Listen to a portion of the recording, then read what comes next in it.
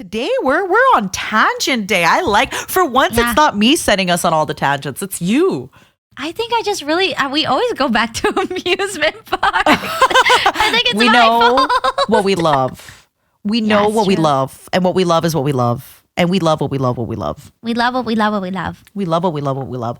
Yeah. And it's amusement parks. And It's so true. God, I love maids. amusement parks. and Yeah. food. And in my case, drinks. Drinks.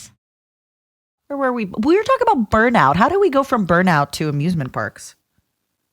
Oh, maybe it was because I said recognizing when you need like half a day or what? Well, we got on the Pinocchio tangent. Ah, there and we go. then I was just like, oh yeah, the Pinocchio ride is kind of crazy. Oopsie. Whoopsie poopsie.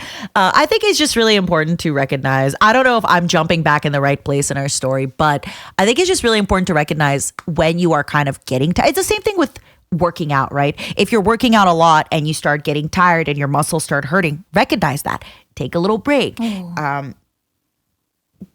I think kind of people- recognizing. Mhm. Yeah, people don't realize the importance or realize enough, I think, sometimes how, when especially when you're on that grind set, when you're just like go, go, go, next thing, just how important it is to take a break and like be like, okay, I'm not going to sit on my computer. I'm not going to touch my computer for the next couple of days. Like I'm not going to think about a project for this week, like having a mental refresh is just so important.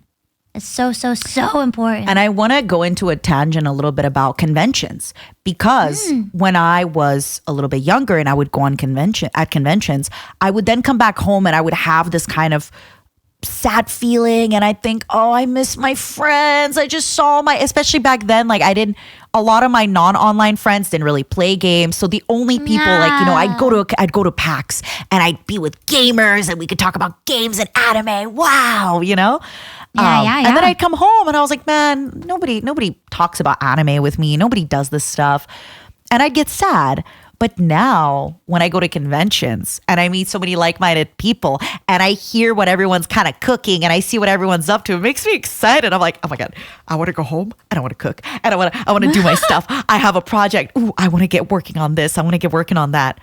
How do you feel after your convention? Same? I think in the past, it was very much like a post-convention blues kind of thing. Like, because especially being surrounded by that energy, like there's nothing else like it, like than being just at a con and like, it's such a busy time. There's just so much noise. There's so many people. There's so much to see because there's all the cosplayers, there's all the panels, there's all the concerts, there's this and that. Like it's a lot. And you can make friends like we talked about before, right? You just talk to somebody in line and then they adopt you and now you got a little pal group. Yeah, exactly. And so I wouldn't say, I just got back from the convention. I wouldn't say I have a post-convention blues. And I think that's because I love what I do. And so for me to get back home and continue doing what I am doing, like, especially right now because I am working on a bunch of things, like, I usually am never like, come on, time, go, go, go. Like, but right now I'm kind of like, all right, do this thing, onto the next. Do this thing, onto the next. Because I'm like, I just want to push forward and get my projects done and move forward with stuff. Especially before Japan for us, right? The more projects you get done now, the easier it is going to be in Japan. Yeah, exactly. And so I'm just like, go, go, go. But,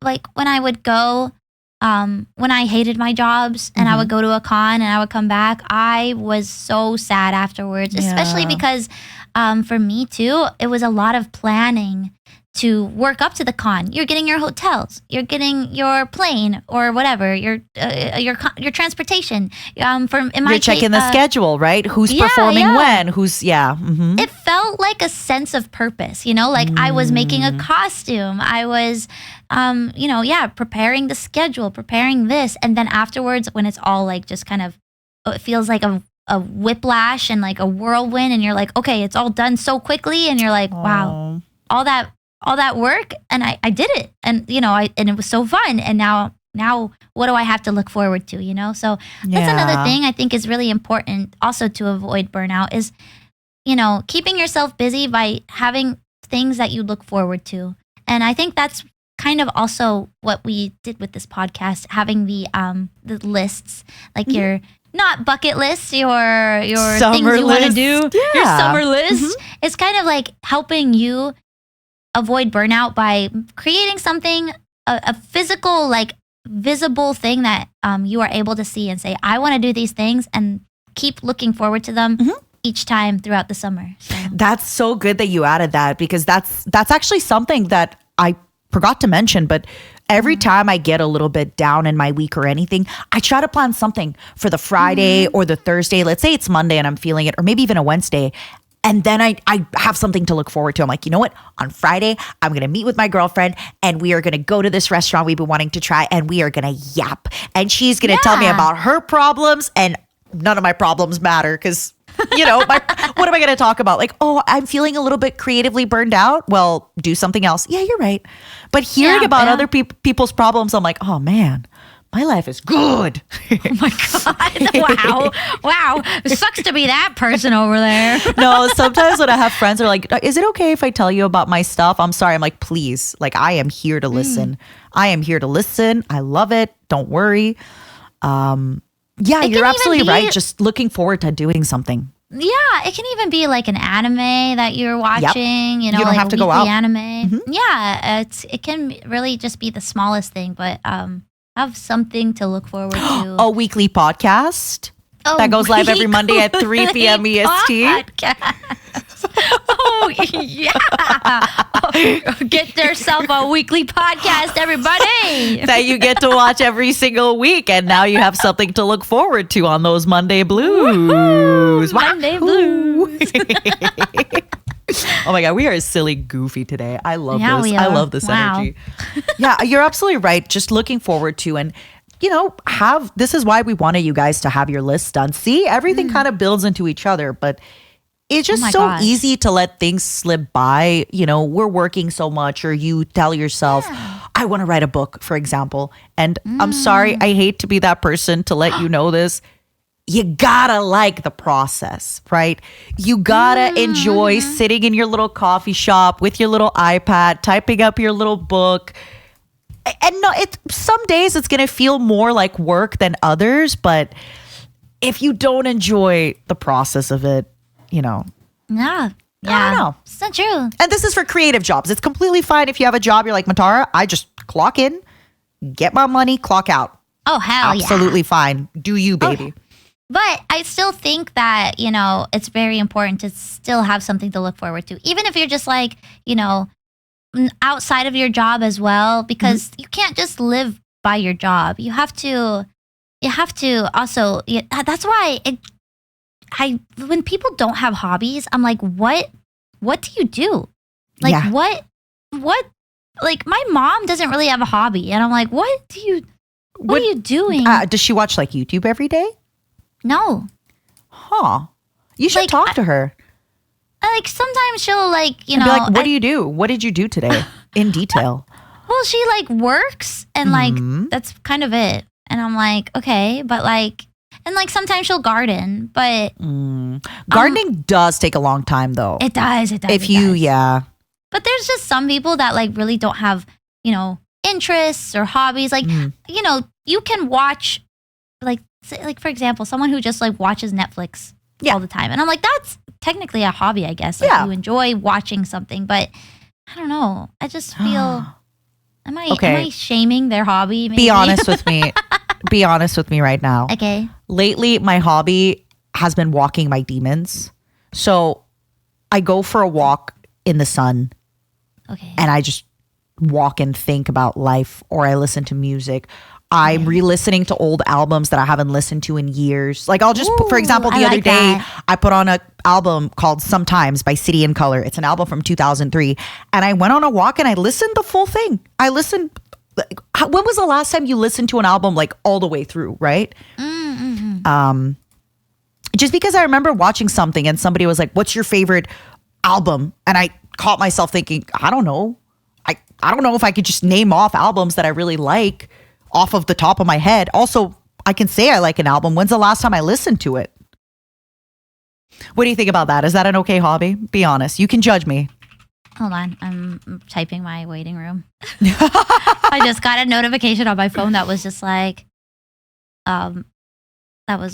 your stream is in 30 minutes. We're almost done. Yeah, no worries. Can I rephrase my thing? Yeah. That I said earlier. I want to rephrase in that I think, I kind of was just like, oh, people who only watch Netflix, what are you doing? What is my mom doing? Or whatever. Like she gardens sometimes. I think it's important to have multiple hobbies, but don't spread yourself thin. I think it's important to kind of put yourself out there because, what if let's say you crochet and one day you've crocheted so many things, you're like, oh my gosh, I can't crochet anything any longer. Like it's good to have multiple hobbies because you're like, I watch so many VTubers. I love VTubers. I love interacting with VTubers. I love this. But when one day you watch one too many streams and you're like, I can't watch another stream. I can't do it. Like I'm burnt out of watching these streams. I'm burnt out of VTubers. It's important to kind of, have another hobby to divert to. If it's like video games, if it's, putting together keyboards, if it's walking and listening to a whole album, anything like that. I think it's just really important to have multiple hobbies. I think that's kind of what I wanted to emphasize rather than just being like, have a hobby. Yeah. Maybe I'm misunderstanding, but basically from the start, when you started this tangent, you said, I have a hard time talking to people who don't have like a lot of hobbies. Is it just also because, let's say if somebody only has one hobby, right? And it's VTubers and you don't really know much about VTubers, then it's going to be hard to have a conversation about that, right? Yeah. Or if all they do is just crochet, like, yeah, it's fine. They can show you what they crochet. They can do a little bit, but then the conversation kind of ends, right? So I think also that's, she's not saying, obviously, have whatever hobby you want. If you watch a lot of Netflix, you got a lot of stuff to talk about. Oh, yeah. I think for what you're saying, and me saying like it's hard to people to talk without hobbies, I think it's just like I am interested in learning about what people are interested in. So if someone is like, I do beekeeping as a hobby. I don't beekeep. I know nothing about beekeeping. But if someone's just like, this is how, I'm curious about it. If someone's just like, this is how I beekeep, this is this, like, I'll ask questions, if someone's like, my hobby is polishing rocks. Okay, yeah, that's fine. How do you find the rocks to polish? Like I've always how do you know what's a good rock? Like, I can kind of like create a conversation because of that. But if it's just like, oh, I don't do anything, it's then I think probably the hardest thing I would have to talk to people about is sports. If their hobby is sports, then you know what? Maybe I'll check out. It's like, wow, the sports, huh? I love those. Yeah. Ball, kickball, throw ball. I love the kickball. And the handball? Wow. Handball. Oh my gosh. I did so much handball yesterday. My hands are sore. Okay, for a second I believed you. I was like, wait, what? Ooh, what? For a second, it's, if you had said badminton, I would have believed you. Really? Yeah. Badminton is like the national nerd sport. That and ping pong. It is? Yeah. Badminton, ping pong, DDR. Oh, if you're a guy in tech, you're doing all three, and rock climbing. I used to play tennis. Any guys in tech right here, right now, say which one? DDR, rock climbing, badminton, ping pong. Oh, and I guess tennis, let's add it. Okay. And you played tennis? Mm-hmm. Were you And I did good? DDR. And I do DDR. I do the DDR. I played a lot of badminton. Really? Actually, when I buy like a forever home, I want to import DDR machines. I want to actually get like a DDR machine, a bunch of like dance, whatever it is, like Step Mania, Because I was always too shy when I was younger to like do them to improve in front of everybody. I'm actually looking to get one. So no way. Yeah. I have a contact in like Canada, so I don't know if I could like help you with contacts in yeah. the States. But if ever I could let No, you know. I have a contact in the States. So. But do you know what I mean? Like I've never gotten the chance to practice because I was always too embarrassed to do it in front of everybody at the arcade. But I want to just one day show up somewhere and just, be really good. Yeah. Also, it's great exercise and it's fun. Yeah, I always use like the crappy soft mats at home. So but it's really fun. Do you know which machine you want to get? No, I'll tell you. Yeah, we'll talk about it. We'll talk about it. Cool. Yeah. Oh my God. Stop copying me. What the hell? Yeah. I brought it up first. I have gaming cabinets already. You are stinky. You stinky, no shower. Find a new hobby. I have 5 hobbies. You don't actually. You have so many hobbies. I don't understand how you get so much stuff done in a day. Seriously. I kind of get nervous about it because like I guess I don't want to say I have a lot of hobbies, but I maybe spread myself a little thin in that like people are just like, oh my God, she must know everything about idols. She must know everything about this and that. And Which, by the way, is so broad. Saying she must know everything about idols is the same as like she must know everything about J-rock. Yeah. No, you don't. About punk music. No, like that's a really broad genre, you guys. And it makes me nervous when people are like, do you know this and that? And I'm like, oh no, I don't. And they're like, oh, are you really into idols? Wow, fake fan. Like, like it just makes me nervous that people are like, I know I'm saying that, but yes, I believe it. Oh. Yeah, I don't know. Not that it's happened before, but I'm just kind of like, I know it's happening every day to her. I'm kind of like what's the word? A jack of all trades, but a master of none in terms of my knowledge. Or a jackass, as they say. I'm a jackass of all trades, but a master ass of none.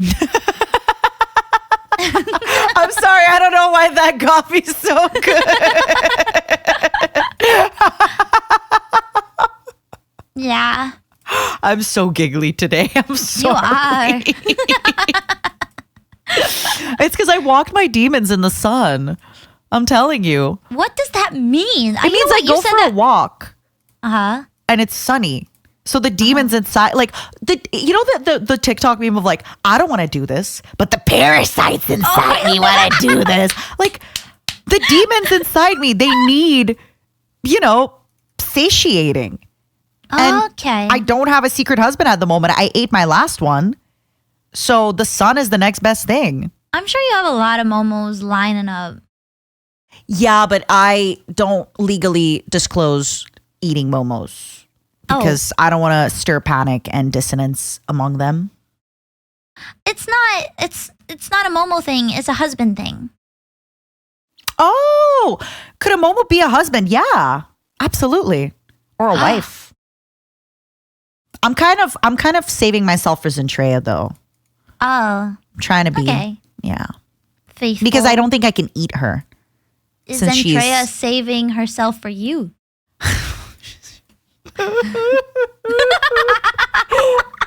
I think I just touched a touchy subject right then. Oops. Yesterday on her birthday, I told her I love her, and she goes, "I love all you girls so much." Oh my God. She said, "I'm a good friend and coworker," but she didn't add and how do you think she feels about me? I just had flashbacks to every time that has happened in a game or an anime. But she did say she's going to hit me up for a drink soon, which means we're going to get together in Discord and drink.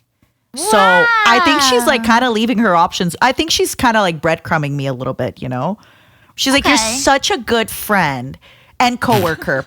But Friday night when I'm alone, you want to get drunk together?